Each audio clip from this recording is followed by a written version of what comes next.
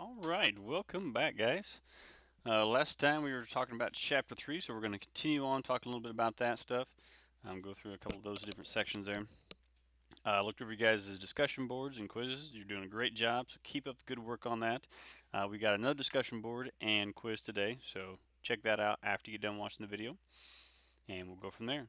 Again, if you have any questions, just post in the chat, or if you just want to say hi, post in the chat.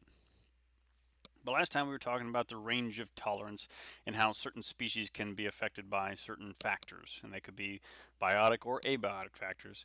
But in this case, we're looking at abiotic factor of temperature for the steelhead trout, and again, getting too hot or too cold can cause devastating effects for them. And again, you think about us, there's certain degree temperatures that we can withstand too. If we were to walk outside with no coat, just as we were with a t-shirt and shorts on, how cold could we tolerate within those conditions, or how warm could we tolerate within those conditions as well? So again, we talked about the hardiness of plants and how those can be affected as well. But now let's talk about a new topic here called ecological succession. So ecological succession is a change in the ecosystem when one community begins to replace another as a result of changing abiotic and biotic factors. So it could be a number of factors that result in this. And you have seen or witnessed this more times than you think. And you probably understand this concept better than you think too. So if you think for just a moment, say a farmer has disced up a field, bare soil, and he decides, you know what, I'm not going to plant this. So he just leaves it as is, and throughout the summer the plants grow and stuff like that.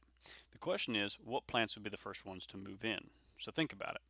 Most likely they're going to be those pesky weeds that we find, like dandelions, maybe some foxtails or grasses. So some things in there that are undesirable for what we normally consider for crops and or our lawn. But over time, you let that go 2 years, and you might start to see some more grasses get thicker. You might see some small little shrubs start to move in. Maybe those little Christmas trees, those cedar trees, start to sprout up in the year 2 or 3. And over time, we start to see some more saplings. And we fast forward, say, 100 years, what are we going to see? Most likely, a mature forest. It will no longer even be a field, it'll be timber if we don't mow it, we don't let it burn, or anything like that. So, this is a succession of events that happen normally within the environment. And each environment can be different. Okay? So there's two different types. You have primary succession and you have secondary succession. The primary succession is the establishment of a community in an area of exposed rock that lacks topsoil. So when you think about it, you start with rock, a foundation, and then all that soil, that lovely stuff that plants need to grow in, it has to accumulate over time. So how does that happen? Well, you have to have rocks break down, maybe into sand or gravel or something like that, and eventually you get some other organic matter growing on it. But you have to have some pioneering species emerge, which are usually like lichens or moss, and they can grow on bare rock. Okay? So as you can see in this picture here, you got a lot of moss starting to grow on top of this barren rock. And you might see this in an area of around your house, or maybe in a stream or creek, that you have this giant boulder and there's some moss growing on it. There's no topsoil on that rock, but the moss can grow onto it. It can plant itself there, and as it grows and dies, it creates more organic matter, and that can lead to soil over time. All right, lichens. You might be thinking like the werewolves. No, not like werewolves. That's a totally different thing. Lichens, a lot of times, are what you look at on trees and stuff. They look like maybe paint or something, but it's not paint. It's actually a living organism, usually forming a symbiotic relationship with it. They look a lot of times like this.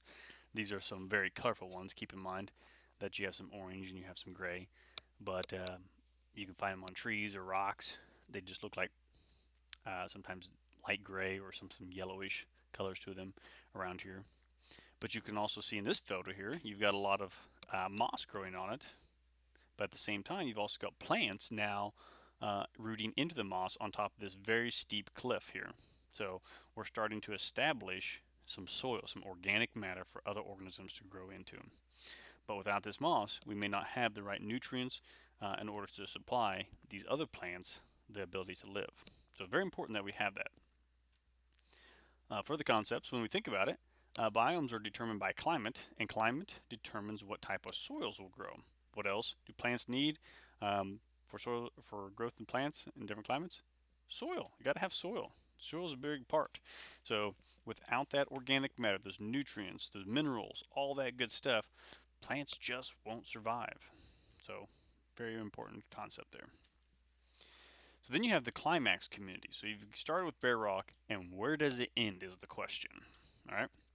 That depends upon the ecosystem that you're looking at. So each ecosystem will have a different type of climax community based upon a number of factors: nutrients, precipitation, amount of sunlight, temperature. All those things can result in the climax community. So the stable, mature community that results when there is little change in the composition of species basically over time. We started here with the barren rock of the pioneering species, lichens and mosses, small herbs and shrubs. You got the healthy, mature uh, foliage coming on. You got more jack pines, black spruce, and aspen. This may be a different area than others. You got the balsam fir, paper birch, white spruce, and that's your climax community. So this might be something completely different than the area that we're thinking of, but yet again, this is their climax community.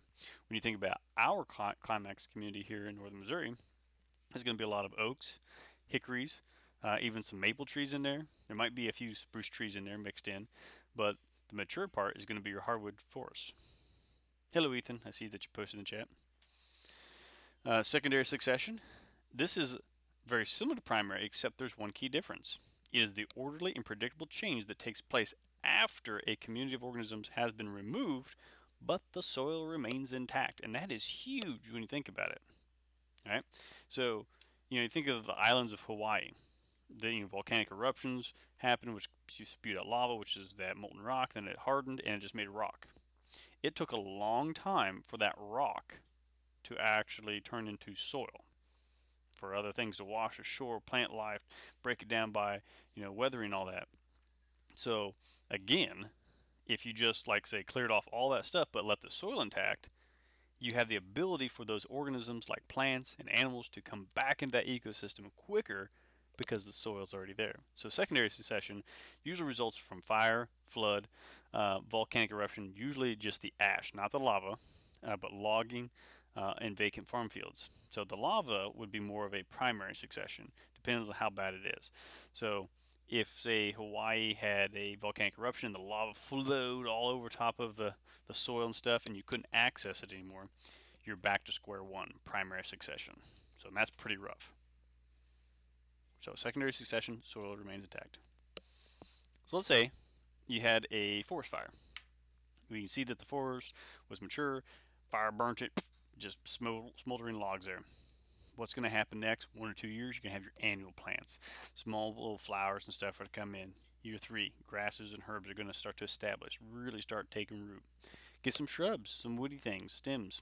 And then you get your pine trees, young oak and hickory. Pines die out because the mature oak and hickory are growing taller than them. They're competing for that valuable nutrient of sunlight. And eventually, over time, you're just going to have your oak and hickories, like we said, here in Missouri. But again, that can take upwards to 75 years plus, closer to 100 years for secondary succession. So I like this photo here because as you look at it, you can see that this was a field. They probably mowed it or farmed it at one time, but it's in a couple years in, because you can see some of the grasses, you can see some of these saplings, these shrubs and stuff. But what do you see in the background right here? A lot of mature forest. So this may be the climax of their ecosystem back here. Maybe some pine trees and stuff like that. You give it another 50 years or 100 years, this area here will look just like this. It won't look any different. So that's an example of secondary succession right there, already occurring. So in the case of fire, plants act as the pioneering species, so to say, instead of the lichens and moss, okay, because the soil formation has already occurred. As you look at this, you can see, again, the amount of years it takes to get to that climax community can be upwards to 100 to 150 years. So let's compare them. When we look at the primary, the causes: new land, volcanic eruption, lava everywhere, rocks, okay, no soil. Secondary: fire, logging, mining, tornadoes could even wipe out the areas. Hurricanes, flood, and even drought can also wipe out a lot of plant life, but yet the soil remains intact. Time for primary: hundreds to thousands of years to get soil to even hit the climax community. The secondary, much shorter. You're talking about maybe 100 years as a minimum. The pioneering species for primary: the lichens and moss, the things that can grow on the rocks. Secondary succession, annuals and grasses. In summary, you have limiting factors that restrict the growth of populations. Organisms have a range of tolerance. There's primary succession, exposed rock. Communities progress until an equilibrium number of species is reached. That's your climax community. And secondary succession can also occur, but the soil is still there. Okay? So now we're just going to talk a little bit about climate, because climate is a huge factor that can affect what species can grow there or even live there. All right, so our objectives are to relate latitude in the three major climate zones. Then we're going to describe the major abiotic factors that determine the location of a terrestrial biome. Terrestrial means land-based. Distinguish among terrestrial biomes based on climate and biotic factors, so living factors. Main idea. Ecosystems on land are grouped into biomes primarily based on the plant communities within them. So you think about it, an ecosystem, they're like, hey, yeah, we're talking about this ecosystem. What's it like? Well, it's very dry, has lots of sand. That's a desert. Is there more than one type of desert out there? Absolutely. So we're grouping them based upon some of the plants within them. Like, oh, there's cacti. Well, that's a desert. Right? So there we go.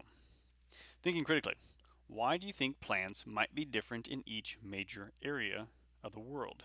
So when you look at, say, again, northern Missouri here, you might go to Canada, way up there in northern Canada, or maybe even right along the equator there in South America or in Africa.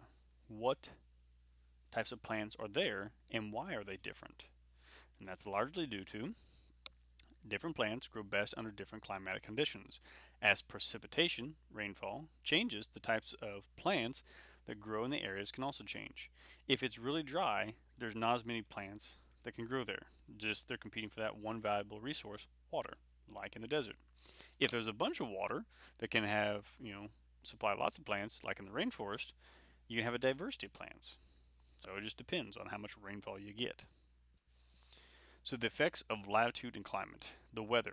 So defining a couple terms here. The condition of the atmosphere at a specific place and time. If I were to ask you what the weather is today, you'd say, well, it's kind of cold, windy, cloudy. That's what's happening right now. Latitude is the distance of any point on the surface of Earth north or south of the equator. So again, latitude is what on a map, you lay flat. Climate is the average weather conditions in an area, including temperature and precipitation. So a lot of people, you might have heard that, there's climate change, global warming, things like that, and people are very concerned about this. While other people are like, well, it's not that big of a deal. Look at maybe the last summer we had, last winter we had. They're basing it on a year or even a day. Like, oh, we just had a whole bunch of rain here in a week or something. That again is just a small snippet of time. Climate is an average of many years combined together.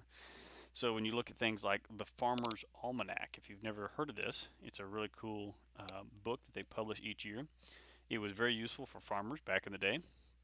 They would study trends for climate, weather, and they would make predictions and let the farmers know, hey, this is usually when the ground thaws, or it's going to be a really rainy year because it's a 10-year flood cycle or something like that. That they see these patterns, and they go forth and try to base, the best optimum times to plant and grow crops and what to do, which is very helpful in the past. However, now we've got some more things coming out, more data and crunching, stuff like that, and they're not relying on the Farmer's Almanac as much. But again, it's just a prediction, it's not a guarantee. So as we look at the climate, the question is, how is the climate changing overall? So you can't base it on a day, a week, or even a year. You have to base it on the overall trend that is occurring for many years. So what causes climate? You have things like jet streams. I don't mean like the airplanes that fly around. We're talking about actual jet streams of air that's come from, say, the north or the south. Here in the Midwest, we get these jet streams from the north that bring in cold air. When you think about it, you ever watch the radar map or the weather during the wintertime, they'll say, well, we got some snow coming in, usually from the north. And it usually comes from Canada, Montana, right around from, say, the Dakotas, across Nebraska, through Missouri, sweeping through the rest of all the way to the eastern part of the coastline there. But that's a jet stream of air that usually comes across there. We have a southern jet stream of air that also comes up from the south, the Gulf, and that's usually where we get a lot of rainfall and warm air during the springtime. So when you think about it, winter, the wind out of the north is very cold. When you think about springtime, the wind out of the south is very warm, and it's much more desirable rather than frigid cold air. You also have weather fronts that once again bring in that air with the jet stream. You've got mountains that can also affect it. Higher elevations can affect temperature and once again the type of precipitation you get. The distance of a coastal region. A lot of the ocean currents bring with them warm air or cold air. So the farther you away from the coastline, you're less likely to get some of that warm air. So it's more difficult to warm things up. Latitude, once again, the higher up you go towards the poles, the colder it's going to get because of the tilt of the Earth and the amount of sunlight you get. Seasonal changes, once again, that's due to the tilt of the Earth, and that again affects the amount of sunlight that you get. So this little picture down here shows you a lot of cool things. You get some weather fronts, which cause some rain and stuff like that, cold fronts, warm fronts, temperature, airflow, and stuff like that. So the question is, do these climatic changes have any effect on organisms? And the answer is yes, they do. When you think about it, flowering or leaf formations in the spring. If it is, the flowers and leaves start coming out and it's just wonderful, great, awesome, and then all of a sudden you have like a week long of frigid cold temperatures that are below freezing. That can cause a lot of the leaves of the flowers to die off, which really stunt the growth of plants and it can even kill them because they're really pumping out a lot of uh, sap and stuff from the roots and stuff to get those leaves to go come out so that they can do photosynthesis. But if they don't have those, it can be really detrimental to them. Leaves falling in the fall. Again, plants are trying to conserve some of that energy and those resources. They're putting it down into their roots for long-term storage for the next springtime. So they're trying to do that. So if the plants never once again have to encounter cold temperatures, would they leave their leaves on forever? Think about it. Animal mating seasons. So the deer and the turkeys, the deer mate in the fall, and the turkeys mate in the spring. Have you ever wondered why they mate during those time frames? The reason why is when they actually have those offspring. So, for example, the deer, they will mate in the fall. So the mother will carry the offspring during that gestation time all through winter, and she will have her baby in the springtime, which is more desirable than the winter. As she has it during the springtime, there's more food, resources, and also warmer weather, so you're increasing the odds of having a successful offspring. Turkeys, they mate in the springtime. Their gestation period is a lot less, so they will hatch in late spring there, and they'll mature through the summer with lots of resources, warm temperature. That way they can survive the hardiness of the winter. But what if climate change affected these and now it's throwing off the deer population's mating seasons or the turkey mating season? Could that have any effects on them? Plants growing and or dormant seasons, again, could have some devastating effects. Bird migrations. The reason why birds migrate is a lot of times for food, resources, and favorable temperatures. Birds during the springtime will fly back north up into Canada to mate and have lots of resources for food and stuff like that. When it starts getting colder, they will fly south, consume a lot of foods, and then go all the way down to Mexico sometimes, and as such, winter down there with more food and resources. Once they've exhausted that, they go back up to Canada to mate and once again have offspring. So, what if we messed up the bird migrations? What if we messed up the mating seasons for deer and turkey, or even plants? How would that affect the ecosystem? So, is climate change something we should be concerned about? Yes, when it comes to aspects of that. The question is it really affecting our ecosystems or not? That's something that you need to look into and find your own answer. Okay? But don't be fooled by everything that you read. Alright, so next time we'll talk about the latitude and the climate and how that's affected. So if you have any questions, post them in the chat. If not, you can always email me. I will post the assignments, the quiz, and also the discussion board. So watch for that here in a second.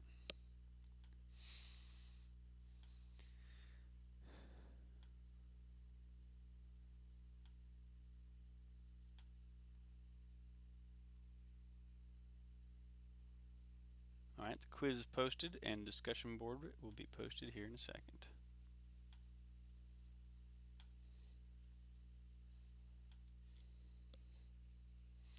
Alright. Thank you guys for tuning in today. If you have any questions, like I said, just go ahead and post them and or ask me through email and I'll get to you.